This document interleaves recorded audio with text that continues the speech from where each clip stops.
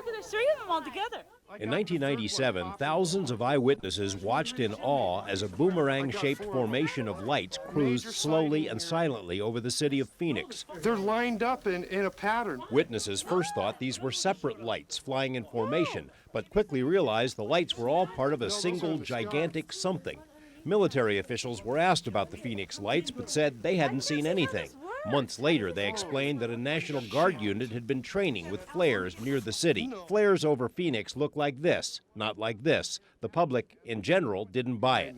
8 years earlier, the airspace over Belgium was repeatedly violated by huge, unidentified black triangles. 10,000 witnesses saw them. Several were photographed. The Belgian Air Force dispatched F-16s to intercept and destroy the unknown intruders, but the triangles performed maneuvers that seemed virtually impossible. On several occasions, they launched the top-of-the-line military aircraft against these things, and they were left standing. They were left in the dust.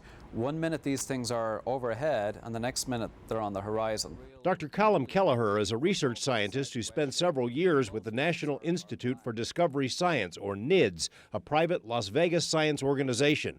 A 4-year NIDS study of the mystery triangles has found that these craft have been seen for decades all over the world. In the early 80s, there were hundreds of nighttime sightings in rural New York. Belgium was inundated in the late 80s, but more recently, the mystery triangles have really come out of the closet and have been seen in every state, including Nevada, flying low and slow over cities. These things are huge. These things are football field size. Sometimes they're stealthy, but a lot of the times they're flying with extremely bright lights. They're always silent. NIDS now has a database of more than 1,000 black triangle reports, 17 of them from Nevada. The witnesses often say the craft seem to float like a blimp or airship, but they're also capable of aeronautical magic. They were able to drop altitude in terms of 10, 20,000 feet in a matter of seconds.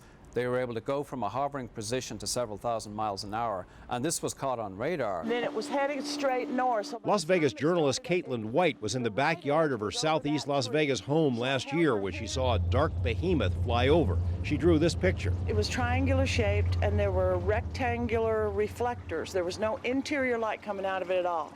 And by the time it got out of sight, I bet it was 5 to 8 minutes. It was really slow, and I couldn't figure out how it was staying in the air. White called the police, who connected her to Nellis Air Force Base, which is the direction the triangle seemed headed. And the man said, I don't want you to talk about this anymore. You're not going to talk about this anymore, and you're going to forget it. And once again, I said, look, Betty, I'm not drinking. I'm not on drugs.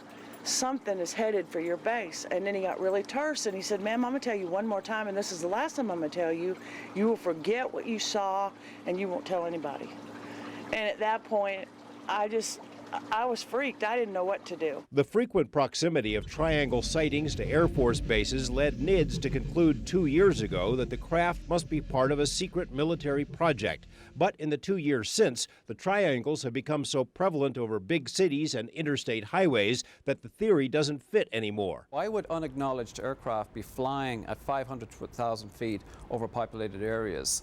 If you look at the B-2 and the F-117, prior to their being acknowledged, there was absolutely no sense of them flying over populated areas. So just what might the triangles be up to? More on that in our next report.